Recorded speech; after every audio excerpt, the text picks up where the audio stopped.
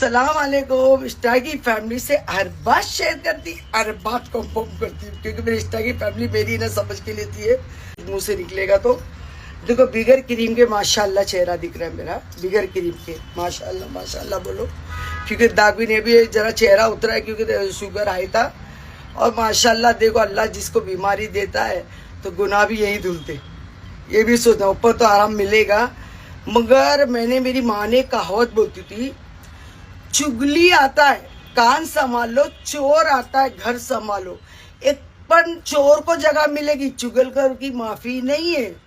अगर इंस्टा की फैमिली आप किसी को भाई बोलते हो और भाई के साथ रहते हो, तो भाभी का साथ दोगे कि भाई का साथ दोगे? भाई का ना।